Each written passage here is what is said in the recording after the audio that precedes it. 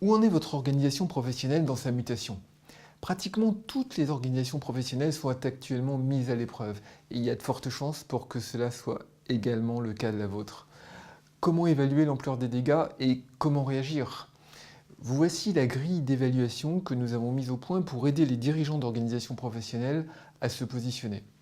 Elle permet d'abord de vous positionner et ensuite de déterminer immédiatement quelle est la première action à mettre en place pour redresser la barre.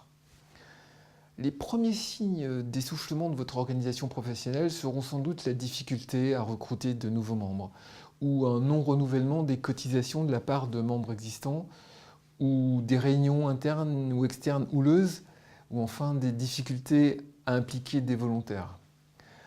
Un autre critère pour évaluer si votre organisation professionnelle est parée pour l'avenir est le pourcentage de femmes et de jeunes qui en font partie.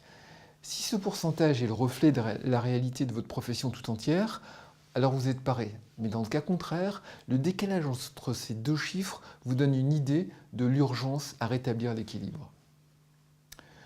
Ce système d'évaluation de votre organisation professionnelle est au cœur de notre savoir-faire. Nous l'appelons OP Booster car il permet, quel que soit le statut actuel de votre organisation professionnelle, de la repositionner comme l'organisation leader de votre secteur. Alors commençons par positionner votre organisation professionnelle parmi l'une des 4 catégories en fonction de son exposition aux risques actuels. Tout d'abord, les organisations professionnelles vertes. 10% des organisations professionnelles n'ont aucun problème de justifier leur cotisation, aucun problème de recrutement de nouveaux adhérents. Parce que la valeur ajoutée de leur service est clairement perçue positivement par les adhérents.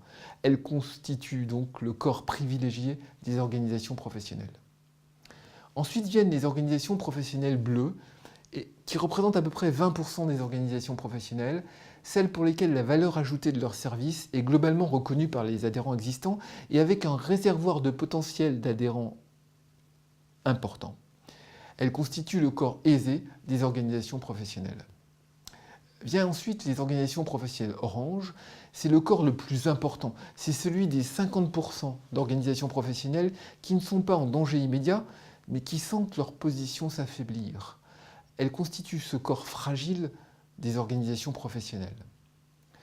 Enfin, les organisations professionnelles rouges, il s'agit des 20% d'organisations professionnelles en perte de vitesse flagrante.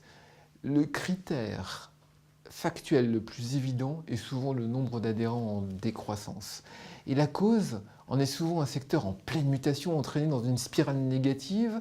Le symptôme le plus courant est l'état d'esprit des adhérents. Ils sont pour la plupart des cas minés par la peur, par la morosité. Elle constitue le corps en danger des organisations professionnelles. En fonction de l'état de votre organisation professionnelle, si vous désirez corriger le tir et ramener votre organisation dans les zones privilégiées ou aisées, posez-nous votre question ci-dessous. À bientôt.